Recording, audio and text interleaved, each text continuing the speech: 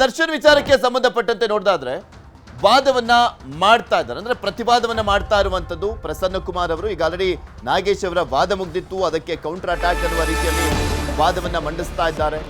ಅದರಲ್ಲೂ ಸ್ಪೆಷಲಿ ಪುನೀತ್ ಗೋವಾ ವಿಚಾರಕ್ಕೆ, ಅಂದ್ರೆ ಪುನೀತ್ ಸ್ಟೇಟ್ಮೆಂಟ್ ಅನ್ನ ಲೇಟ್ ಆಗಿ ಪಡೆದುಕೊಂಡಿದ್ದು ಯಾಕೆ ಅನ್ನುವಂಥದ್ರ ಬಗ್ಗೆ ಒಂದು ಕ್ಲಾರಿಟಿಯನ್ನ ಕೊಡ್ತಾ ಇದ್ರು ಪ್ರಸನ್ನ ಕುಮಾರ್ ಅವರು. ಏನೇನೆಲ್ಲ ಕಾರಣಗಳಿತ್ತು ಆವಾಗ, ಯಾಕೆಂದ್ರೆ ಪೊಲೀಸರಿಗೇನೆ ಸರಿಯಾಗಿ ಗೊತ್ತಿರಲಿಲ್ಲ ಯಾರ್ಯಾರು ಈ ಒಂದು ಪ್ರಕರಣದಲ್ಲಿ ಪ್ರತ್ಯಕ್ಷ ಸಾಕ್ಷಿಗಳಿದ್ದಾರೆ, ಯಾರ್ಯಾರು ಆರೋಪಿಗಳು ಅನ್ನುವಂಥದ್ದು. ಆ ಸಂದರ್ಭದಲ್ಲಿ ಇನ್ನೂ ಪೊಲೀಸರಿಗೆ ಸರಿಯಾಗಿ ಮಾಹಿತಿ ಇರಲಿಲ್ಲ. ಇನ್ನು ಪುನೀತ್ ಗೋವಾಗೆ ಹೋಗಿದ್ದಂಥ ವಿಚಾರಕ್ಕೆ ಸಂಬಂಧಪಟ್ಟಂತೆ ಇಲ್ಲಿ ಪ್ರಮುಖವಾಗಿ ಆತ ಹೋಗಿದ್ದು CCTV ದೃಶ್ಯಾವಳಿ, ಬೋರ್ಡಿಂಗ್ ಆಗಿದ್ದಂಥ ಒಂದು ಪಾಸ್ ಆಗಿರ್ಬೋದು, ವಿಮಾನದಲ್ಲಿ ಹೋಗಿದ್ದಾಗಿರ್ಬೋದು, ಹೋಟೆಲ್ನಲ್ಲಿ ರಿಜಿಸ್ಟ್ರಾರ್ನಲ್ಲಿ ಆತ ಸಹಿ ಮಾಡಿದ್ದಾಗಿರ್ಬೋದು, ಇದೆಲ್ಲದಕ್ಕೂ ಕೂಡ ಸಾಕ್ಷಿ ಇದೆ, ಇದ್ಯಾವುದೂ ಕೂಡ ಸೃಷ್ಟಿ ಮಾಡಲಿಕ್ಕೆ ಸಾಧ್ಯ ಇಲ್ಲ ಅಂತ ವಾದವನ್ನು ಮಾಡ್ತಾ ಇದ್ರು.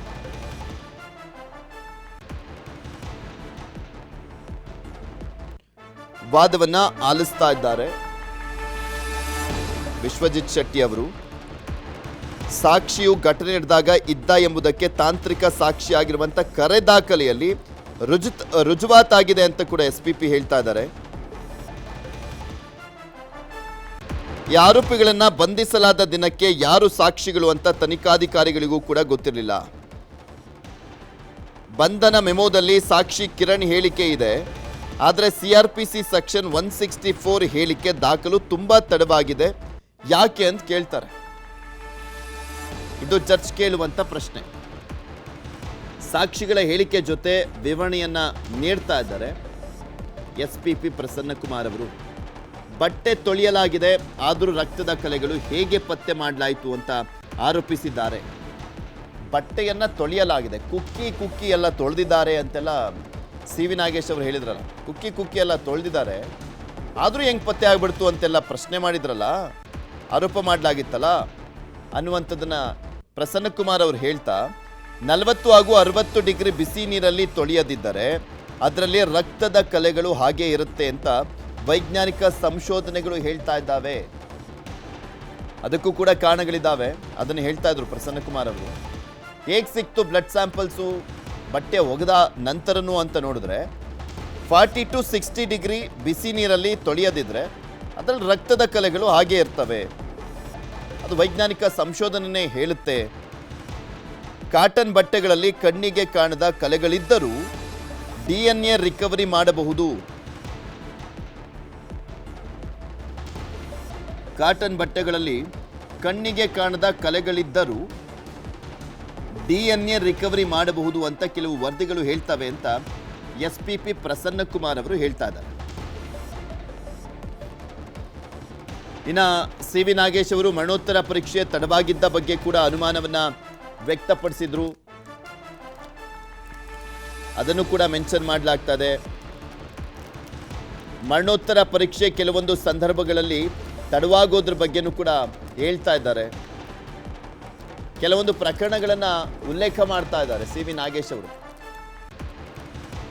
ಮನೋಜ್ ಕುಮಾರ್ ಶರ್ಮಾ ಅಖಿಲ್ ಪ್ರಕರಣದ ಆದೇಶವನ್ನು ಉಲ್ಲೇಖಿಸಿ ವಾದವನ್ನ ಮಂಡನೆ ಮಾಡ್ತಾ ಇದ್ದಾರೆ. ಯಾವ ಕಾರಣಕ್ಕೋಸ್ಕರ ಕೆಲವೊಂದು ಸಂದರ್ಭಗಳಲ್ಲಿ ಮರಣೋತ್ತರ ಪರೀಕ್ಷೆ ತಡವಾಗುತ್ತೆ ಅನ್ನುವಂಥದ್ರ ಬಗ್ಗೆ ಕೆಲವೊಂದು ಪ್ರಕರಣಗಳನ್ನು ಕೂಡ ಉಲ್ಲೇಖ ಮಾಡ್ತಾ ವಾದವನ್ನು ಮಾಡ್ತಾ ಇದ್ದಾರೆ ಪ್ರಸನ್ನ ಕುಮಾರ್ ಅವರು. ಮನೋಜ್ ಕುಮಾರ್ ಶರ್ಮಾ ಮತ್ತು ಅಖಿಲ್ ಪ್ರಕರಣದ ಆದೇಶವನ್ನು ಉಲ್ಲೇಖಿಸಿ ವಾದವನ್ನು ಮಂಡಿಸಲಾಗ್ತಾ ಇದೆ.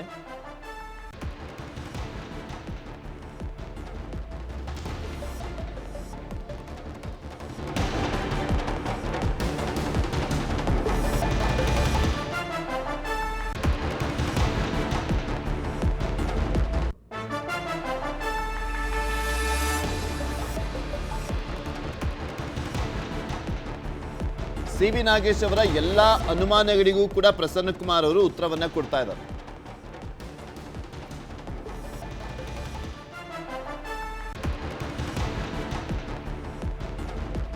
ದರ್ಶನ್ ಅಲ್ಲಿದ್ರು ಅನ್ನೋದಕ್ಕೆ ಏನ್ ಸಾಕ್ಷಿ ಇದೆ ಅಂತ ಕೇಳಿದ್ದಕ್ಕೆ ಪುನೀತ್ ಸಾಕ್ಷಿಯ ಉಲ್ಲೇಖ ಮಾಡಲಾಗ್ತಾ ಇತ್ತು, ಟವರ್ ಟೈಮಿಂಗ್ಸ್ ಅನ್ನು ಉಲ್ಲೇಖ ಮಾಡಲಾಗ್ತಾ ಇತ್ತು, CCTV ದೃಶ್ಯಾವಳಿಗಳನ್ನ ಉಲ್ಲೇಖ ಮಾಡಲಾಗ್ತಾ ಇತ್ತು.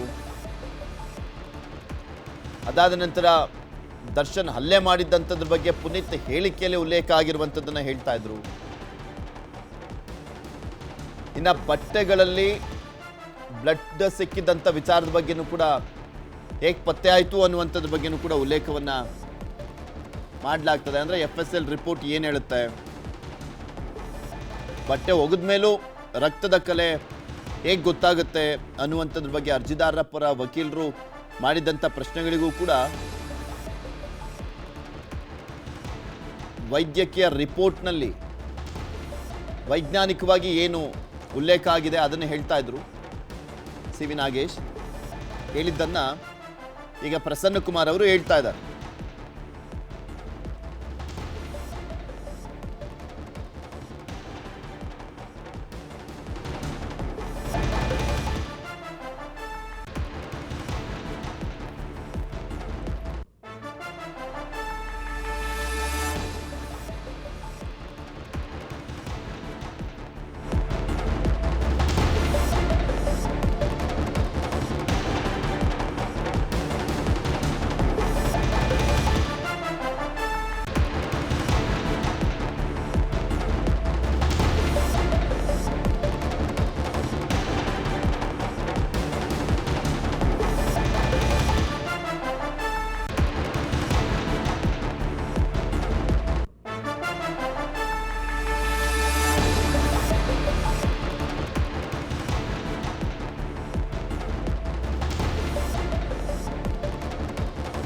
ಇದೇ ಸಂದರ್ಭದಲ್ಲಿ ಜಡ್ಜ್ ಕೂಡ ಕೇಳ್ತಾರೆ, ಎಲ್ಲ ಆರೋಪಿಗಳು ಒಂದಲ್ಲ ಒಂದು ರೀತಿ ದರ್ಶನ್ ಅವರಿಗೆ ಪರಿಚಿತರಾಗಿದ್ದಂಥವರಲ್ಲವಾ ಅಂತ.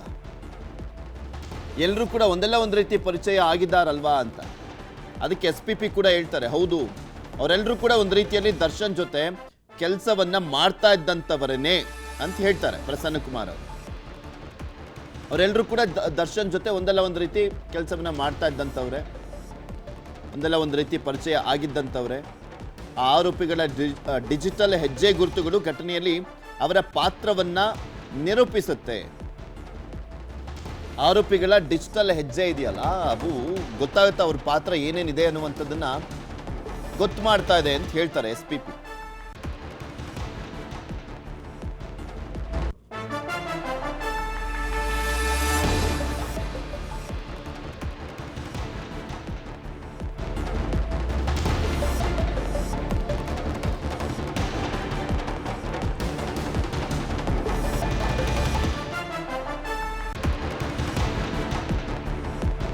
ದೀರ್ಘವಾದಂಥ ವಾದವನ್ನ ಮಂಡನೆ ಮಾಡಲಾಗ್ತಾ ಇದೆ ಪ್ರಸನ್ನ ಕುಮಾರ್ ಅವರಿಂದ.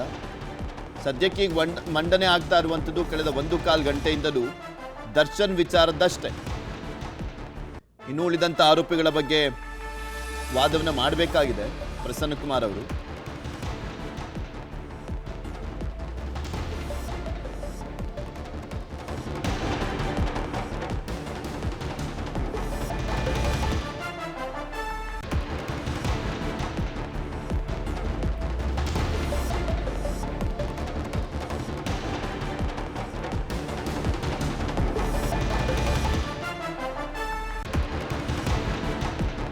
ಕಳೆದ 1.5 ಗಂಟೆಯಿಂದ SPP ವಾದವನ್ನ ಮಾಡ್ತಾ ಇದ್ದಾರೆ. ಹೇಳಿಕೆಗಳನ್ನ ಉಲ್ಲೇಖ ಮಾಡ್ತಾ ವಾದವನ್ನ ಮಾಡ್ತಾ ಇದ್ದಾರೆ. FSL ರಿಪೋರ್ಟ್ಗಳನ್ನ ಉಲ್ಲೇಖ ಮಾಡಲಾಗ್ತಾ ಇದೆ.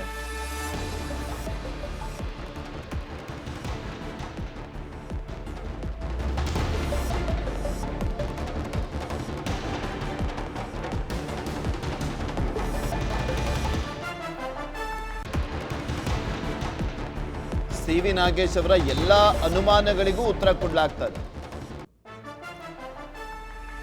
ಈ ಹಿಂದೆನೂ ಕೆಳ ಹಂತದ ನ್ಯಾಯಾಲಯದಲ್ಲಿ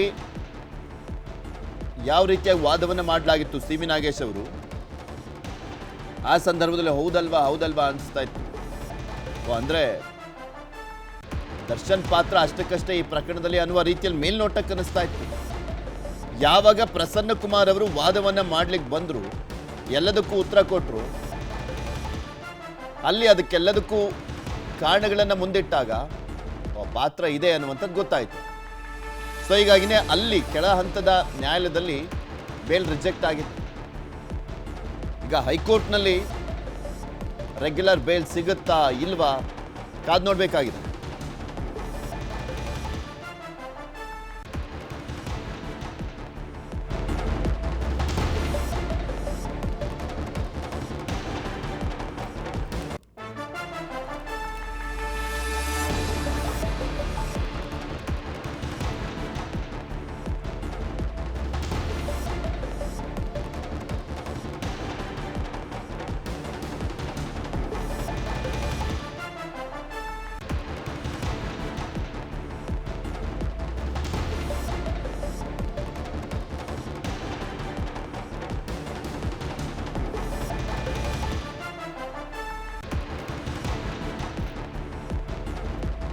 ಎಸ್ಪಿಪಿ ವಾದ ಸದ್ಯಕ್ಕೆ ಮುಕ್ತಾಯ ಆಗಿದೆ. ಪ್ರಸನ್ನ ಕುಮಾರ್ ಅವರು ತಮ್ಮ ವಾದವನ್ನ ಮುಕ್ತಾಯಗೊಳಿಸಿದ್ದಾರೆ. ಅದು ದರ್ಶನ್ ಪರವಾಗಿ ಮಾತ್ರ ವಾದ ಮುಕ್ತಾಯ ಆಗಿರೋದು. ಇನ್ನು ಪವಿತ್ರ ಗೌಡ ಸೇರಿದಂತೆ ಇನ್ನೊಂದು 4-5 ಜನದ್ದು ವಾದವನ್ನು ಮಾಡಬೇಕಾಗಿದೆ. ಇಲ್ಲೇ ಕೆಲವೊಂದು ಪ್ರಶ್ನೆಗಳನ್ನ ಎತ್ತಿದ್ರು, ಅನುಮಾನವನ್ನ ವ್ಯಕ್ತಪಡಿಸಿದ್ರು ಸಿ ವಿ ನಾಗೇಶ್ ಅವರು. ಅದು ಸಾಕ್ಷ್ಯ ನಾಶದ ಬಗ್ಗೆ 201 ಅದು ಉಲ್ಲೇಖ ಮಾಡಿರುವಂಥದ್ದೇ ಸರಿಯಲ್ಲ. ಸಾಕ್ಷ್ಯ ನಾಶ, ಕಿಡ್ನಾಪ್ ಪ್ರಕರಣ ಉಲ್ಲೇಖ ಮಾಡಿರುವಂಥದ್ದೇ ಸರಿಯಲ್ಲ ಅಂತೆಲ್ಲ ಹೇಳ್ತಾ ಇದ್ರು. ಅದಕ್ಕೂ ಹೇಳಿದ್ದಾರೆ, ಆರೋಪಿಗಳು ಕಿಡ್ನಾಪ್ ಮತ್ತು ಸುಲಿಗೆಗೆ ಸಾಕ್ಷಿಗಳಿದ್ದಾವೆ, ಹಲ್ಲೆ ನಡೆಸಿರುವ ಬಗ್ಗೆ ಕ್ಲಿಯರ್ ಸಾಕ್ಷಿಗಳು ಇರುವಂಥದ್ದು. ದರ್ಶನ್ ಸೇರಿ ಎಲ್ಲರೂ ಬಂದು ಹಲ್ಲೆಯನ್ನು ಮಾಡಿರೋದಕ್ಕೆ ಸಾಕ್ಷಿ ಇದೆ. ಮೃತದೇಹ ಶಿಫ್ಟ್ ಮಾಡಿರುವಂಥದ್ರ ಬಗ್ಗೆನೂ ಕೂಡ ಸ್ಪಷ್ಟ ಸಾಕ್ಷಿ ಇದೆ ಅಂತ ಎಸ್ಪಿಪಿ ವಾದವನ್ನ ಮಾಡಿದ್ರು. ವಾದ ಮುಕ್ತಾಯ ಸದ್ಯಕ್ಕೆ ಮಾಡಿದ್ದಾರೆ ಎಸ್ಪಿಪಿ. ಈಗ ಸಿ ವಿ ನಾಗೇಶ್ ಅವರು ವಾದವನ್ನು ಮಾಡ್ತಾರೆ. ಒಟ್ಟಾರೆ ಇದು IPC ಸೆಕ್ಷನ್ 302 ಅಡಿ ಅಪರಾಧವೇ ವಿನಃ IPC ಸೆಕ್ಷನ್ 304 ಅಲ್ಲ, ಹೀಗಾಗಿ ಅವರು ಜಾಮೀನಿಗೆ ಅರ್ಹರಲ್ಲ ಅಂತ ಸದ್ಯಕ್ಕೆ ವಾದವನ್ನ ಪೂರ್ಣ ಮಾಡಿರುವಂಥದ್ದು ದರ್ಶನ್ ವಿಚಾರದಲ್ಲಿ ಎಸ್ಪಿಪಿ. ದರ್ಶನ್ ವೈದ್ಯಕೀಯ ವಿಸ್ತರಣೆಗಾಗಿ ಈಗ ವಾದವನ್ನ ಮಾಡ್ತಾ ಇದ್ದಾರೆ. ಅಂದ್ರೆ ಈಗ ಮಧ್ಯಂತರ ಜಾಮೀನು ಎಕ್ಸ್ಟೆಂಡ್ ಮಾಡುವಂತ ನಿಟ್ಟಿನಲ್ಲಿ ಸಿ ವಿ ನಾಗೇಶ್ ಅವರು ವಾದವನ್ನು ಮಾಡಲಿದ್ದಾರೆ.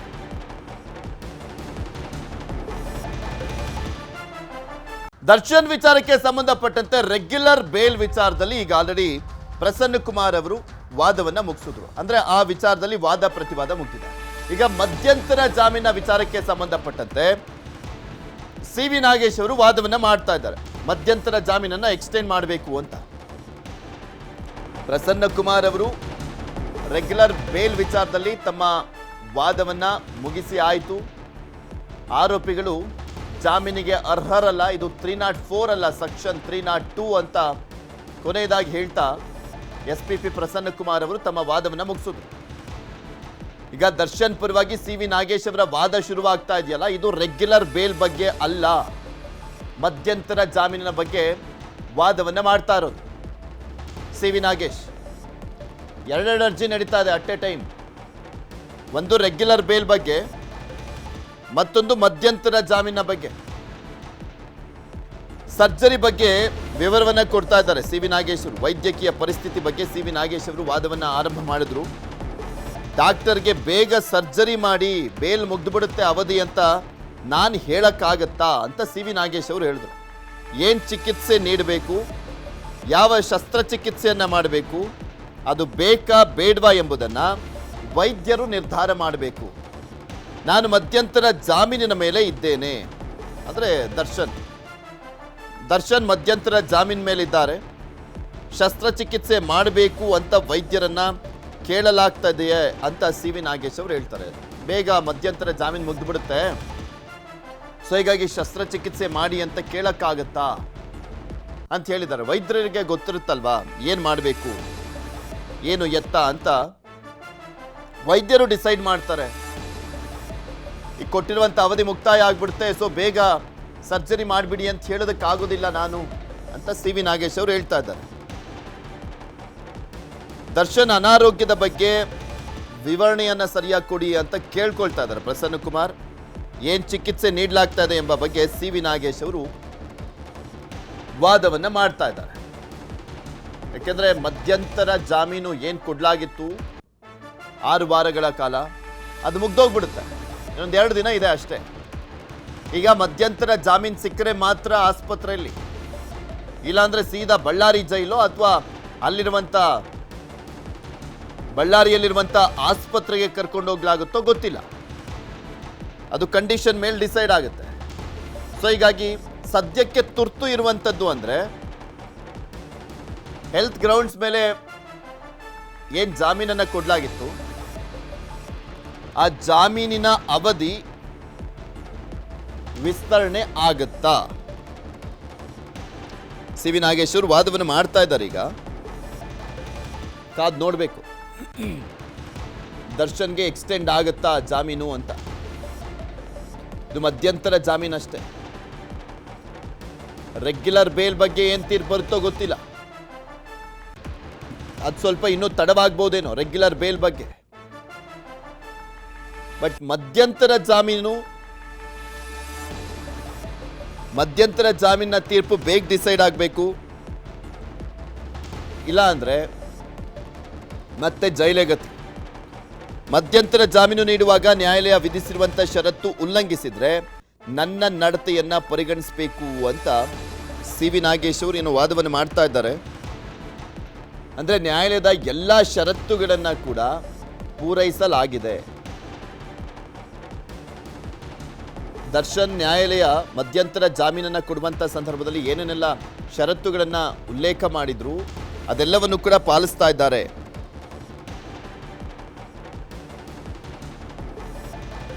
ಹಾಗೆ ಈ ರಿಪೋರ್ಟನ್ನು ಕೊಡಲಾಗಿದೆಯಲ್ಲ, ಕೆಲವೊಂದು ರಿಪೋರ್ಟ್ಗಳನ್ನು 21ನೇ ತಾರೀಕು ಮತ್ತು 11ನೇ ತಾರೀಕು ಕೊಟ್ಟಿರುವಂಥ ರಿಪೋರ್ಟ್ ಇದೆಯಲ್ಲ, ಅದರಲ್ಲಿ BP ವ್ಯತ್ಯಾಸ ಆಗ್ತಾ ಇದೆ ಅಂತ ಹೇಳಿದರು. ನೀವು ದಿನಾಂಕ ನಿಗದಿ ಆಗಿದೆ ಅಂತ ಹೇಳಿದ್ರಿ ಅಲ್ವಾ ಅಂತ ಜಡ್ಜ್ ಕೇಳ್ತಾರೆ. ಹೌದು ಹೇಳಿದರು. ಸಿ ವಿ ನಾಗೇಶ್ ಅವರು ಮೊನ್ನೆ ಶುಕ್ರವಾರ ವಾದ ಎಂಡಾಗುವಂಥ ಸಂದರ್ಭದಲ್ಲಿ ಹೇಳಿದರು ದಿನಾಂಕ ನಿಗದಿ ಆಗಿದೆ ಅಂತ ಸರ್ಜರಿ ಮಾಡಲಿಕ್ಕೆ. ಅದನ್ನು ನೆನಪಿಸ್ತಾರೆ ಜಡ್ಜು ಮಧ್ಯ ಇಂಟರ್ವ್ಯೂನಾಗಿ. ನೀವು ದಿನಾಂಕ ನಿಗದಿ ಆಗಿದೆ ಅಂತ ಹೇಳಿದ್ರಿ ಅಲ್ವಾ ಅಂತ. ಜನರಲ್ ಅನಸ್ತೇಷಿಯಾ ನೀಡಲಿಕ್ಕೆ ತಯಾರಿ ಮಾಡಿಕೊಳ್ಳಿಕ್ಕೆ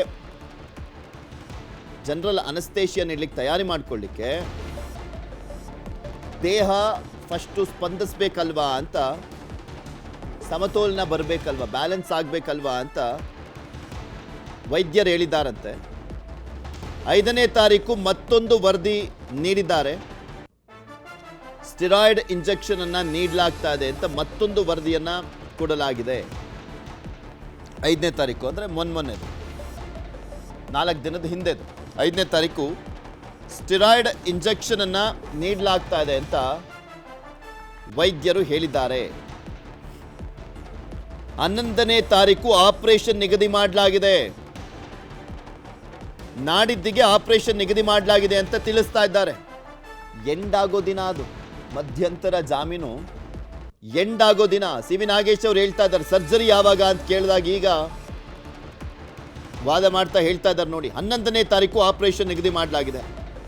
ಫಿಸಿಯೋಥೆರಪಿ ಹಾಗೂ ವ್ಯಾಯಾಮವನ್ನು ಮಾಡಿಸಲಾಗ್ತಾ ಇದೆ ಅವರಿಗೆ ಬಾಡಿ ಸಮತೋಲನ ತರಲಿಕ್ಕೋಸ್ಕರ. 3 ವಾರ ಆಯಿತು, 4 ವಾರ ಆಯಿತು, ಆಪರೇಷನ್ ಮಾಡಿಸಿ ಅಂತ ಹೇಳೋಕ್ಕಾಗಲ್ಲ.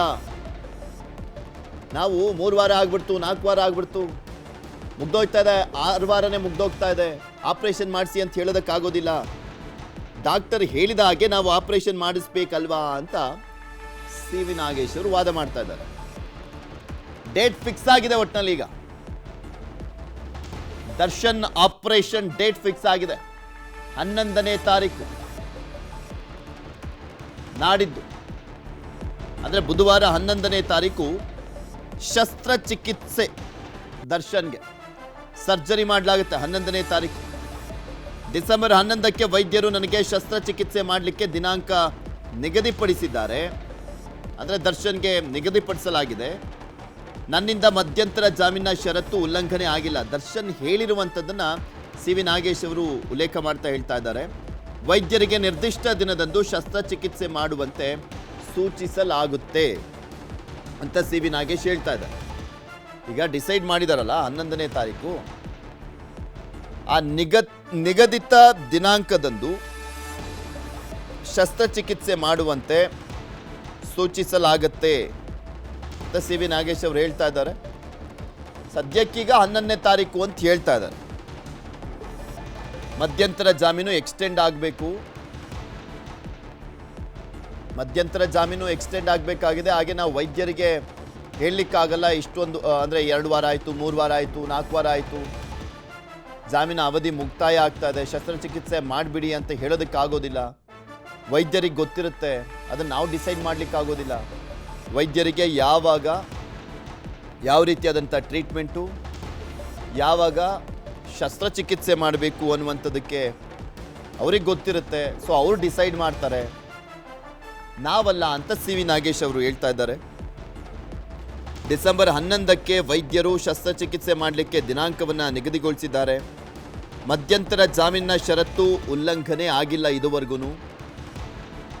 ವೈದ್ಯರಿಗೆ ನಿರ್ದಿಷ್ಟ ದಿನದಂದು ಶಸ್ತ್ರಚಿಕಿತ್ಸೆ ಮಾಡುವಂತೆ ಸೂಚಿಸಲಾಗುತ್ತೆ. ಬಳ್ಳಾರಿ ವೈದ್ಯರ ವರದಿಯ ಮೇಲೆ ಜಾಮೀನು ಸಿಕ್ಕಿತ್ತು. ಅವರ ವರದಿಯನ್ನು BGS ವೈದ್ಯರು ಒಪ್ಪಿದ್ರು. ಆಪರೇಷನ್ ಅಗತ್ಯತೆ ಬಗ್ಗೆ ಹೇಳಿದ್ರು. ರೇಣುಕಾಸ್ವಾಮಿ ಮೃತದೇಹದಲ್ಲಿ 2.5 ಸೆಂಟಿಮೀಟರ್ ಗಾಯ ಮಾತ್ರ ಪತ್ತೆಯಾಗಿದೆ. ಮರಣೋತ್ತರ ಪರೀಕ್ಷಾ ವರದಿಯನ್ನು ಪ್ರಾಸಿಕ್ಯೂಷನ್ ಜೊತೆ ಸೇರಿ ವೈದ್ಯರು ತಿರುಚಿದ್ದಾರೆ ಅಂತಲೂ ಕೂಡ ಈ ಸಂದರ್ಭದಲ್ಲಿ ಸಿ ವಿ ನಾಗೇಶ್ ಅವರು ವಾದವನ್ನು ಮಾಡ್ತಾ ಇದ್ದಾರೆ. ಒಂದು ಮಧ್ಯಂತರ ಜಾಮೀನಿನ ಬಗ್ಗೆ ವಾದ ಮಾಡಿದ್ರು. ಈಗ ರೆಗ್ಯುಲರ್ ಬೇಲ್ ಬಗ್ಗೆನೂ ಮಧ್ಯ ಇಂಟರಪ್ಟ್ ಆಗ್ಲಾಗ್ತದೆ. ಮಧ್ಯಂತರ ಜಾಮೀನು ಎಕ್ಸ್ಟೆಂಡ್ ಮಾಡಿ ಅಂತಲೂ ಕೇಳ್ಕೊಂಡ್ರು. ಅದರ ಜೊತೆಗೆ ಈ ಹಿಂದೆ ಮಾಡಲಾಗಿದ್ದಂಥ ವಾದದ ಬಗ್ಗೆನೂ ಕೂಡ ಉಲ್ಲೇಖ ಮಾಡಲಾಗ್ತಾ ಇದೆ.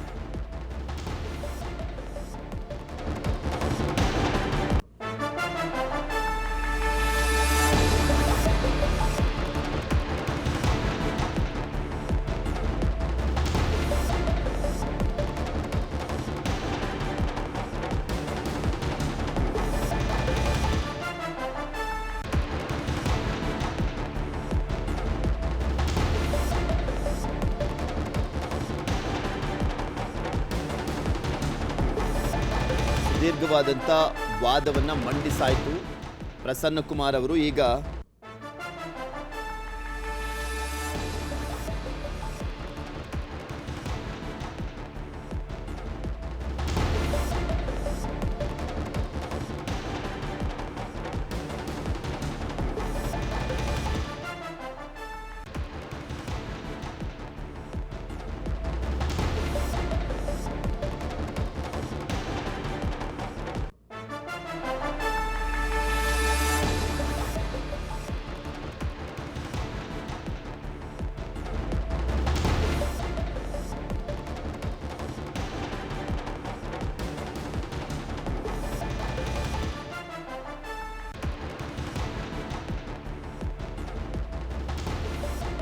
ವಾದ ಪ್ರತಿವಾದ, ಈ ಸಂದರ್ಭದಲ್ಲಿ ರೆಗ್ಯುಲರ್ ಬೇಲ್ ಬಗ್ಗೆನೂ ಕೂಡ ಮತ್ತೊಮ್ಮೆ ವಾದವನ್ನು ಮಂಡಿಸಲಾಗ್ತಾ ಇದೆ.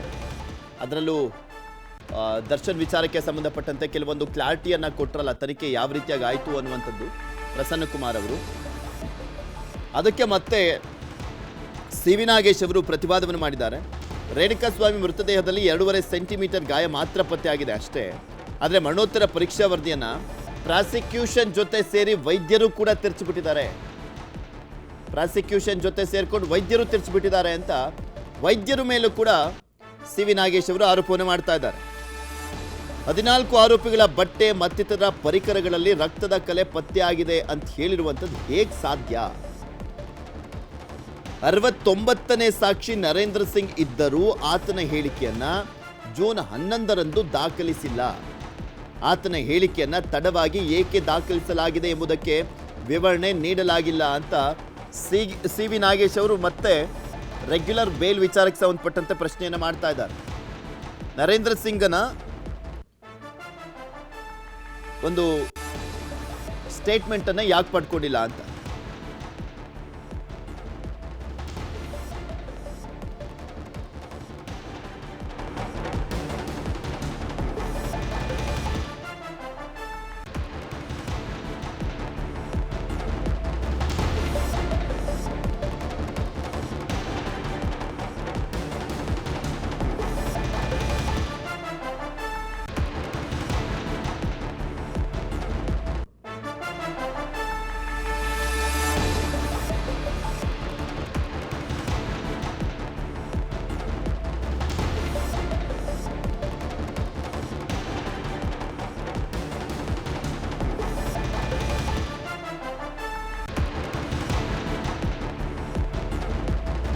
ಪ್ರಶ್ನೆಯನ್ನು ಮಾಡ್ತಾರೆ ಸಿ ವಿ ನಾಗೇಶ್ ಅವರು. ನರೇಂದ್ರ ಸಿಂಗ್ ಅನ್ನುವಂಥ ಸಾಕ್ಷಿಯ ವಿಚಾರಕ್ಕೆ ಸಂಬಂಧಪಟ್ಟಂತೆ 69ನೇ ಸಾಕ್ಷಿ ನರೇಂದ್ರ ಸಿಂಗ್ ಇದ್ರೂ ಕೂಡ ಆತನ ಹೇಳಿಕೆಯನ್ನು ಜೂನ್ 11ನೇ ತಾರೀಕು ಯಾಕೆ ದಾಖಲಿಸಿಲ್ಲ ಅಂತ ಕೇಳ್ತಾರೆ. ಆತನ ಹೇಳಿಕೆಯನ್ನು ತಡವಾಗಿ ಏಕೆ ದಾಖಲಿಸಲಾಗಿದೆ ಎಂಬುದಕ್ಕೆ ವಿವರಣೆಯನ್ನು ಯಾಕೆ ನೀಡಲಾಗಿಲ್ಲ ಅಂತ ಕೇಳಿದ್ದಕ್ಕೆ ಸಾಕ್ಷಿಗಳ ಹೇಳಿಕೆಯಲ್ಲಿ ಲೋಪವೆಂಬುದ ಬಗ್ಗೆ ಸಿ ವಿ ನಾಗೇಶ್ ಅವರು ವಾದವನ್ನು ಮಾಡ್ತಾ ಇದ್ದಾರೆ. ಸಾಕ್ಷಿಗಳ ಹೇಳಿಕೆಯಲ್ಲಿ ಲೋಪ ಇದೆ ಅಂತ ಸಿ ವಿ ನಾಗೇಶ್ ಅವರ ವಾದ.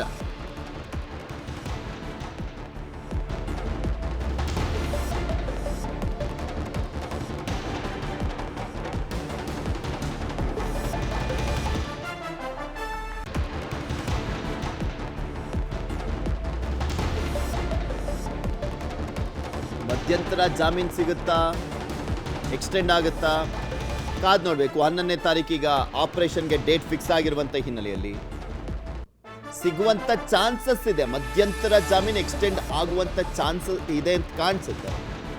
ಆದರೆ ರೆಗ್ಯುಲರ್ ಬೇಲ್ ಸಿಗುತ್ತಾ ಗೊತ್ತಿಲ್ಲ.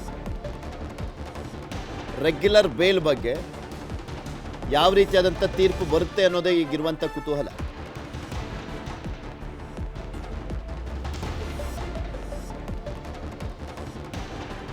ಇನ್ನು ಪುನೀತ್ ವಿಚಾರಕ್ಕೆ ಸಂಬಂಧಪಟ್ಟಂತೆ ಪ್ರಸನ್ನ ಕುಮಾರ್ ಅವರು ಕ್ಲಾರಿಟಿಯನ್ನು ಕೊಟ್ಟಿದ್ರು. ಆತ ಗೋವಾಗೆ ಹೋಗಿದ್ದು, ಅಲ್ಲಿ ಹೋಟ್ಲಲ್ಲಿ ಇದ್ದಿದ್ದು, ಅಲ್ಲಿ ಕೂಡ CCTV ದೃಶ್ಯಾವಳಿಗಳು ಸಿಕ್ಕಿದ್ದಾವೆ. ಆತ ಅಲ್ಲಿನ ಹೋಟೆಲ್ ಡೈರಿಯಲ್ಲಿ ಸಹಿ ಹಾಕಿದ್ದು ಕೂಡ CCTV ದೃಶ್ಯಾವಳಿಯಲ್ಲಿ ಇರುವಂಥದ್ದು. ಹಾಗೆ ಆತ ಬೋರ್ಡಿಂಗ್ ಪಾಸ್ ಇದೆ, ಗೋವಾಗೆ ಹೋಗಿದ್ದು, ಫ್ಲೈಟಲ್ಲಿ ಹೋಗಿದ್ದು. ಆ ಬೋರ್ಡಿಂಗ್ ಪಾಸ್ಗಳನ್ನೆಲ್ಲ ಸೃಷ್ಟಿ ಮಾಡಲಿಕ್ಕೆ ಸಾಧ್ಯ ಆಗೋದಿಲ್ಲ ಅಂತಲೂ ಪ್ರಸನ್ನ ಕುಮಾರ್ ಅವರು ಹೇಳಿದರು. ಈಗ ಸಿ ವಿ ನಾಗೇಶ್ ಅವರು ಮತ್ತೊಮ್ಮೆ ಅದೇ ವಿಚಾರದಲ್ಲಿ ಮಾತನಾಡ್ತಾ ವಾದವನ್ನು ಮಾಡ್ತಾ 91ನೇ ಸಾಕ್ಷಿ ಪುನೀತ್ ಎಂಬಾತ ಜೂನ್ 9ರಿಂದಲೂ ಬೆಂಗಳೂರಿನಲ್ಲೇ ಇದ್ದ, ಆದರೂ ಆತನ ಹೇಳಿಕೆ ದಾಖಲಿಸಿಲ್ಲ. ಆತನ ಹೆಚ್ಚುವರಿ ಹೇಳಿಕೆಯನ್ನು 4 ತಿಂಗಳ ಬಳಿಕ ಈಗ ದಾಖಲಿಸಲಾಗಿದೆ.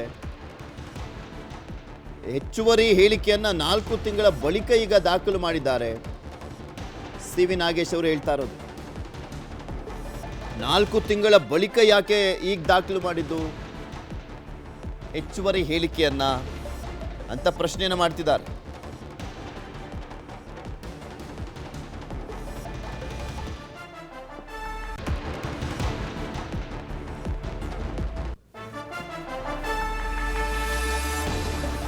ಸುದೀರ್ಘವಾದಂಥ ವಾದ ಪ್ರತಿವಾದ ನಡೀತಾ ಇದೆ ದರ್ಶನ್ನ ಜಾಮೀನ ವಿಚಾರದಲ್ಲಿ. ಜಾಮೀನು ಸಿಗುತ್ತಾ, ಮಧ್ಯಂತರ ಬೇಲ್ ಎಕ್ಸ್ಟೆಂಡ್ ಆಗುತ್ತಾ? ಎರಡರಲ್ಲಿ ಒಂದು ಸಿಕ್ಕಿದ್ರೂ ಕೂಡ ರಿಲೀಫು. ಮಧ್ಯಂತರ ಜಾಮೀನು ಎಕ್ಸ್ಟೆಂಡ್ ಆದರೂ ರಿಲೀಫು, ರೆಗ್ಯುಲರ್ ಬೇಲ್ ಸಿಕ್ಕಿದ್ರೂ ರಿಲೀಫು. ಈಗ ರೆಗ್ಯುಲರ್ ಬೇಲ್ ರಿಜೆಕ್ಟ್ ಆಯಿತು ಅಂದರೆ ಅಲ್ಲಿ ಮಧ್ಯಂತರ ಜಾಮೀನು ಎಕ್ಸ್ಟೆಂಡ್ ಆದರೆ ಅಲ್ಲೊಂದು ಕಡೆ ರಿಲೀಫ್ ಸಿಕ್ಕಂತಾಗುತ್ತೆ. ಆದರೆ ಉಳಿದ ಆರೋಪಿಗಳಿಗೆ ಮತ್ತೆ ಕತ್ತಲ ಕೋಣೆಯಲ್ಲೇ ಇರಬೇಕಾಗಿದೆ. ಸೊ ಹೀಗಾಗಿ ದರ್ಶನ್ಗೆ ಯಾವ ಬೇಲ್ ಸಿಗುತ್ತೆ? ರೆಗ್ಯುಲರ್ ಬೇಲ್ ಸಿಕ್ಕರೂ ಸೇಫು, ಮಧ್ಯಂತರ ಜಾಮೀನು ಸಿಕ್ಕರೂ ಸದ್ಯಕ್ಕೆ ಸೇಫು. ಆಪರೇಷನ್ ಆದರೆ ಅಲ್ಲನ್ನು ಇನ್ನೊಂದು 3 ತಿಂಗಳು ಮತ್ತೆ ಎಕ್ಸ್ಟೆಂಡ್ ಮಾಡ್ಕೊಳ್ಬೋದು. ಆಪರೇಷನ್ ಆದ ನಂತರ ರೆಸ್ಟ್ಗೆ ಅದು ಇದು ಅಂದ್ಕೊಂಡು ವೈದ್ಯರು 3 ತಿಂಗಳು ರೆಸ್ಟಿಗೆ ಸೂಚನೆ ಕೊಟ್ಟಿದ್ದಾರೆ ಅಂತ ಹೇಳಿ ಇನ್ನೊಂದು 3 ತಿಂಗಳು ಎಕ್ಸ್ಟೆಂಡ್ ಮಾಡ್ಕೊಳ್ಬೋದು. ಮಧ್ಯಂತರ ಜಾಮೀನು ಎಕ್ಸ್ಟೆಂಡ್ ಆದರೆ ಅಲ್ಲೊಂದು ರೀಸನ್ ಸಿಗುತ್ತೆ. ಸೊ ಹೀಗಾಗಿ ಈಗಿರುವಂಥ ಕುತೂಹಲ, ಮಧ್ಯಂತರ ಜಾಮೀನು ಸಿಗುತ್ತಾ ಅಥವಾ ರೆಗ್ಯುಲರ್ ಬೇಲ್ ಸಿಗುತ್ತಾ? ಮಧ್ಯಂತರ ಜಾಮೀನು ಈಗ ಆಲ್ರೆಡಿ ಸಿಕ್ಕಿದೆಯಲ್ಲ, ಅದು ಎಕ್ಸ್ಟೆಂಡ್ ಆಗುತ್ತಾ? 11ನೇ ತಾರೀಕು ಸರ್ಜರಿ ಇದೆ ಅಂತ ಹೇಳಿದ್ರು ಸಿ ವಿ ನಾಗೇಶ್ ಅವರು. ಇನ್ನು ಕೆಲವೊಂದು ವಿಚಾರಗಳ ಬಗ್ಗೆ ರೆಗ್ಯುಲರ್ ಬೇಲ್ನಲ್ಲಿ ಮತ್ತಷ್ಟು ಅನುಮಾನವನ್ನು ವ್ಯಕ್ತಪಡಿಸ್ತಾ ಇದ್ದಾರೆ ಸಿ ವಿ ನಾಗೇಶ್ ಅವರು. ಒಂದು ನರೇಂದ್ರ ಸಿಂಗ್ ಸ್ಟೇಟ್ಮೆಂಟ್ ವಿಚಾರದಲ್ಲಿ, ಮತ್ತೊಂದು ಪುನೀತ್ ಸ್ಟೇಟ್ಮೆಂಟ್ ವಿಚಾರದಲ್ಲಿ ಹೆಚ್ಚುವರಿ ಹೇಳಿಕೆಯನ್ನು 4 ತಿಂಗಳ ಬಳಿಕ ಇವರು ಸಲ್ಲಿಸ್ತಾರೆ ಅಂದರೆ ಏನರ್ಥ ಅಂತ ಹೇಳ್ತಾ ಇದ್ದಾರೆ ಸಿ ವಿ ನಾಗೇಶ್ ಅವರು. ಇದರಲ್ಲಿ ಅನುಮಾನಗಳಿಲ್ವಾ? ಜೂನ್ 9ರಿಂದಲೂ ಕೂಡ ಪುನೀತ್ ಬೆಂಗಳೂರಿನಲ್ಲೇ ಇದ್ದ, ಆದರೂ ಕೂಡ ಆತನ ಹೇಳಿಕೆಯನ್ನು ದಾಖಲಿಸಲಿಲ್ಲ. ಅದರ ಜೊತೆಗೆ ಆತನ ಹೆಚ್ಚುವರಿ ಹೇಳಿಕೆಯನ್ನು ಕೂಡ 4 ತಿಂಗಳ ಬಳಿಕ ದಾಖಲು ಮಾಡಲಾಗಿದೆ.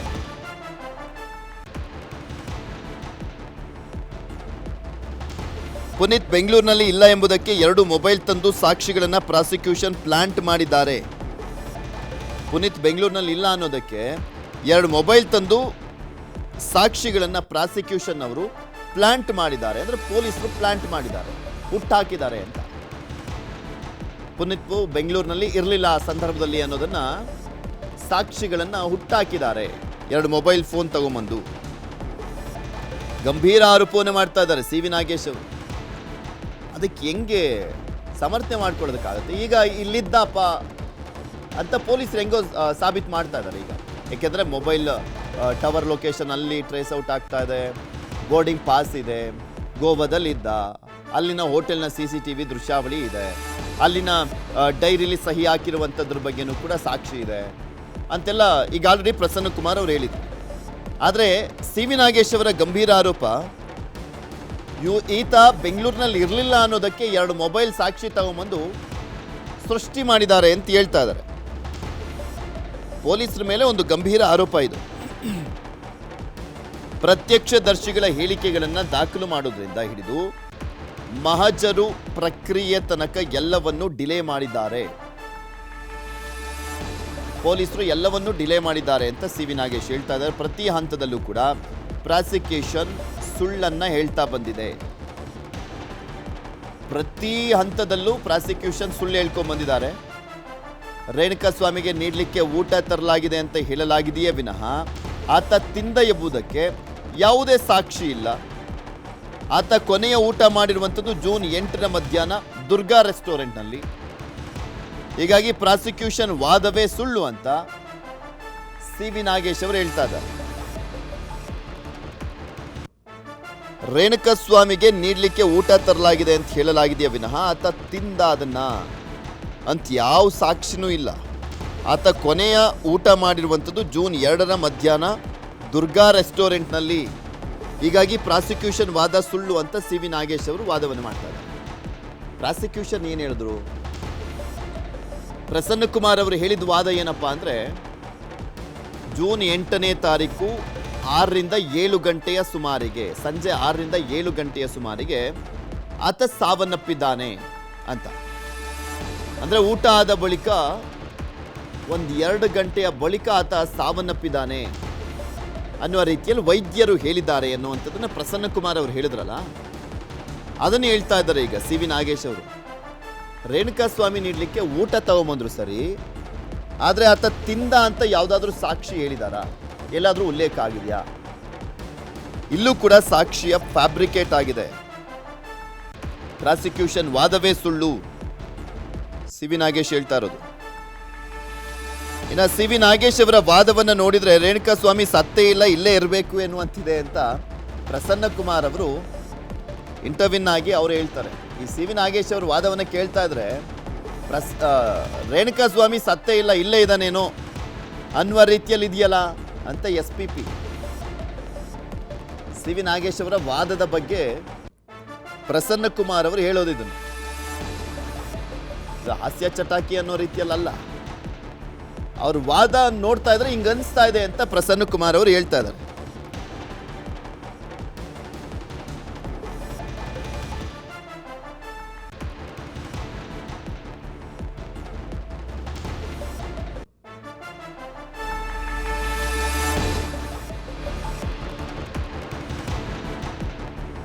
ವಾದ ಪ್ರತಿವಾದ ನಡೀತಾ ಇದೆ. ಏನಾಗುತ್ತೆ ಕಾದು ನೋಡಬೇಕು. ಇವತ್ತೇ ತೀರ್ಪು ಬರುವಂಥ ಡೌಟು. ಆದರೆ ಮಧ್ಯಂತರ ಜಾಮೀನಿನ ವಿಚಾರಕ್ಕೆ ಸಂಬಂಧಪಟ್ಟಂತೆ ಬೇಕಾದರೆ ನಾಳೆ ತೀರ್ಪು ಬರಬಹುದೇನೋ ಅಥವಾ ಇವತ್ತೇ ಕೊಡ್ತಾರಾ ಗೊತ್ತಿಲ್ಲ. ಯಾಕೆಂದರೆ ಸರ್ಜರಿಯ ಡೇಟ್ ಫಿಕ್ಸ್ ಆಗಿದೆ. ಅವತ್ತು ಸರ್ಜರಿ ಮಾಡಬೇಕು ಅಂತ ವೈದ್ಯರು ಹೇಳಿದ್ದಾರೆ, 11ನೇ ತಾರೀಕು. ಸೊ ಹೀಗಾಗಿ ಮಧ್ಯಂತರ ಜಾಮೀನು ಎಕ್ಸ್ಟೆಂಡ್ ಮಾಡಬೇಕು ಅಂತ ಸಿ ವಿ ನಾಗೇಶ್ ಅವರು ವಾದವನ್ನು ಮಾಡಿದರು. ಅದನ್ನು ಎಷ್ಟರ ಮಟ್ಟಿಗೆ ಪರಿಗಣಿಸಲಾಗತ್ತೆ ಕಾದು ನೋಡಬೇಕು. ವೈದ್ಯರೇ ಹೇಳ್ತಾ ಇದ್ದಾರೆ 11ನೇ ತಾರೀಕು ಅಂತ ಹೇಳ್ತಾ ಇರುವಂಥ ಕಾರಣಕ್ಕೋಸ್ಕರ ಹೆಲ್ತ್ ಗ್ರೌಂಡ್ಸ್ ಮೇಲೆ ತುಂಬ ಕಠೋರವಾದಂಥ ನಿರ್ಧಾರವನ್ನು ಯಾವುದೇ ನ್ಯಾಯಮೂರ್ತಿಗಳು ಅಥವಾ ಕೋರ್ಟ್ ಕೈಗೊಳ್ಳೋದಿಲ್ಲ. ಆಲ್ಮೋಸ್ಟ್ ಮಧ್ಯಂತರ ಜಾಮೀನು ಎಕ್ಸ್ಟೆಂಡ್ ಆಗುವಂಥ ಎಲ್ಲ ಸಾಧ್ಯತೆ ಇದೆ. ಆದರೆ ಇರುವಂಥ ಕುತೂಹಲ, ರೆಗ್ಯುಲರ್ ಬೇಲ್ ಸಿಗುತ್ತಾ ಅಥವಾ ಮಧ್ಯಂತರ ಜಾಮೀನು ಮಾತ್ರ ಎಕ್ಸ್ಟೆಂಡ್ ಆಗುತ್ತಾ? ರೆಗ್ಯುಲರ್ ಬೇಲ್ ಸಿಕ್ಕರೆ ದರ್ಶನ್ಗೂ ಸಿಗ್ಬೋದು, ಅದರ ನಂತರದ ಆರೋಪಿಗಳಿಗೂ ಸಿಗುವಂಥ ಚಾನ್ಸಸ್ ಇದೆ. ಅಥವಾ ದರ್ಶನ್ಗೆ ಮಧ್ಯಂತರ ಜಾಮೀನು ಮಾತ್ರ ಎಕ್ಸ್ಟೆಂಡ್ ಆಗಿ ರೆಗ್ಯುಲರ್ ಬೇಲ್ ಕ್ಯಾನ್ಸಲ್ ಆದರೆ ಉಳಿದ ಆರೋಪಿಗಳಿಗೆ ಶಾಕ್. ದರ್ಶನ್ಗೆ ಹೆಲ್ತ್ ಗ್ರೌಂಡ್ಸ್ ಆಧಾರದ ಮೇಲೆ ಲಕ್ ಆದರೆ ಉಳಿದ ಆರೋಪಿಗಳಿಗೆ ಶಾಕ್. ರೆಗ್ಯುಲರ್ ಬೇಲ್ ರದ್ದಾದರೆ, ಅಂದರೆ ರೆಗ್ಯುಲರ್ ಬೇಲ್ ಸಿಗದೆ ಹೋದ್ರೆ. ದರ್ಶನ್ ಈಗ ಹೊರಗಡೆ ಇರುವಂಥದ್ದು ಹೆಲ್ತ್ ಗ್ರೌಂಡ್ ಆಧಾರದ ಮೇಲೆ, ಅನಾರೋಗ್ಯದ ಕಾರಣ, ಆಪರೇಷನ್ ಮಾಡಿಸ್ಬೇಕು ಅನ್ನೋ ಕಾರಣ, ಲಕ್ವ ಹೊಡೆದು ಬಿಡುತ್ತೆ, ಸ್ಟ್ರೋಕ್ ಆಗಿಬಿಡುತ್ತೆ, ಅವರಿಗೆ ಟ್ರೀಟ್ಮೆಂಟ್ ಸರ್ಜರಿ ಮಾಡಿಸ್ದೆ ಹೋದ್ರೆ ಅನ್ನುವಂಥ ಆಧಾರದ ಮೇಲೆ ಅವರಿಗೆ ಮಧ್ಯಂತರ ಜಾಮೀನು ಸಿಕ್ಕಿದ್ದು 6 ವಾರ. 6 ವಾರ ಆದರೂ ಕೂಡ ಸರ್ಜರಿ ಯಾವಾಗ ಅನ್ನುವಂಥ ಪ್ರಶ್ನೆ ಉತ್ತರ ಸಿಕ್ಕಿರಲಿಲ್ಲ. ಇವತ್ತು ಸಿಕ್ತು. ಸಿ ವಿ ನಾಗೇಶ್ ಅವರು ಹೇಳಿದ್ರು 11ನೇ ತಾರೀಕು ಸರ್ಜರಿಯನ್ನು ಮಾಡಲಾಗುತ್ತೆ. BP ನಾರ್ಮಲ್ ಬಂದಿರಲಿಲ್ಲ, ಅವರ ಬಾಡಿಯನ್ನು ಅನಸ್ತೇಶಿಯವನ್ನು ಕೊಡ್ಲಿಕ್ಕೋಸ್ಕರ ಅವರ ಬಾಡಿಯನ್ನು ಸಮತೋಲನಗೊಳಿಸಬೇಕು. ಸೊ ಹೀಗಾಗಿ ಅದು ಲೇಟ್ ಆಗಿದ್ದಷ್ಟೇ ಅಂತ ಹೇಳ್ತಾ ಇದ್ರು ಸಿ ವಿ ನಾಗೇಶ್ ಅವರು. ಈ ಬುಧವಾರ ದರ್ಶನ್ಗೆ ಸರ್ಜರಿಯನ್ನು ಮಾಡಲಾಗುತ್ತೆ.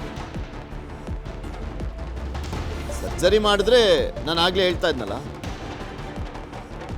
ಇನ್ನೊಂದು 3 ತಿಂಗಳು ಎಕ್ಸ್ಟೆಂಡ್ ಆಗುವಂತ ಸಾಧ್ಯತೆ ಇದೆ ರೆಸ್ಟ್ ಆಧಾರದಲ್ಲಿ. ಅಲ್ಲೇ ಇರುವಂತದ್ದು ಕುತೂಹಲ ಈಗ.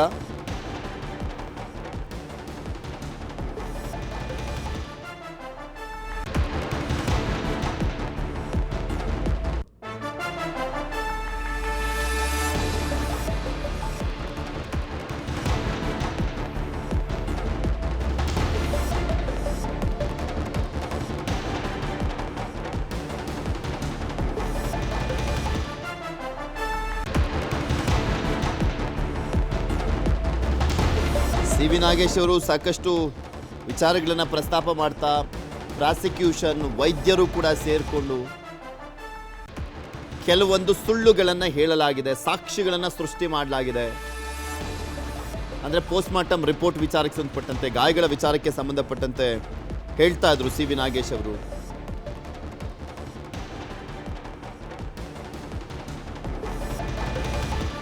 ವಾದ ಪ್ರತಿವಾದ ಆಲಿಸ್ತಾ ಇದ್ದಾರೆ ವಿಶ್ವಜಿತ್ ಶೆಟ್ಟಿ ಅವರು.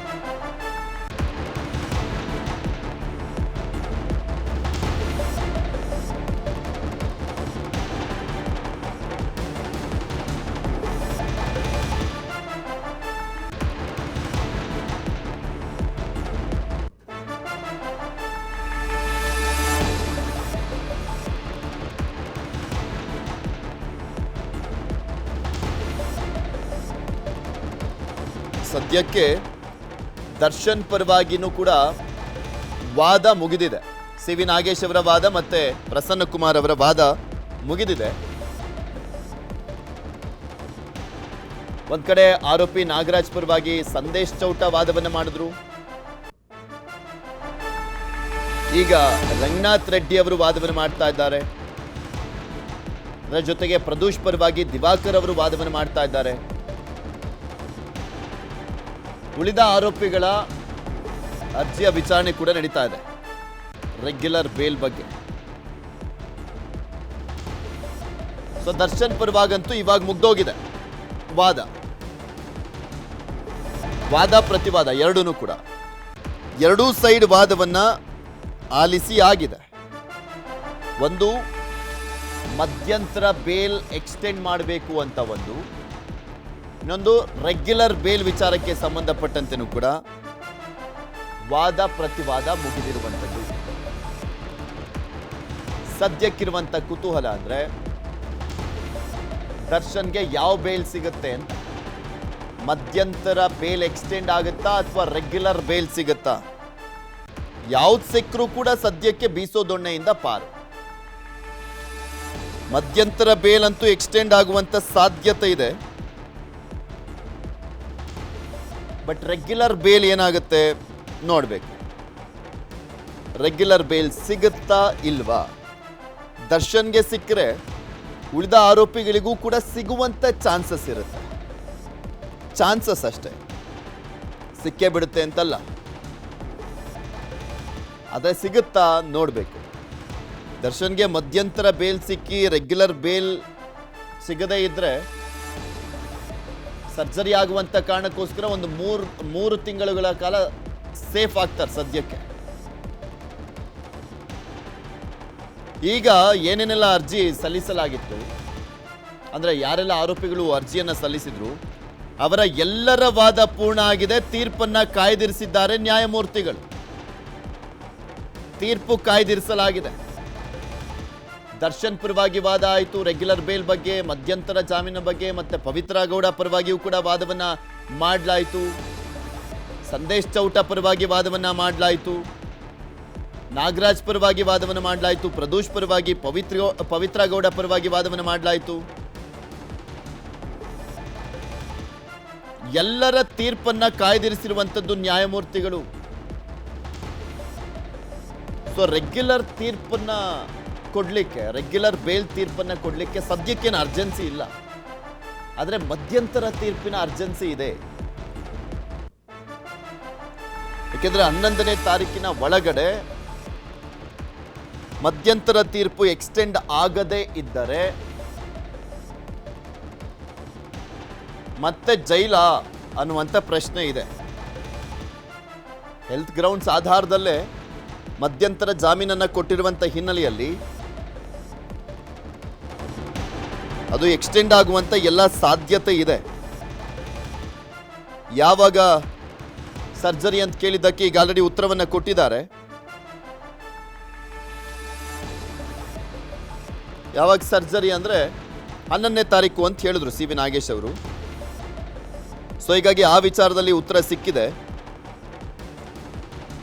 ಅದರ ಆಧಾರದಲ್ಲೇ ಎಷ್ಟು ದಿನ ಮಧ್ಯಂತರ ಜಾಮೀನನ್ನ ಕೊಡಲಾಗುತ್ತೆ ನೋಡಬೇಕು.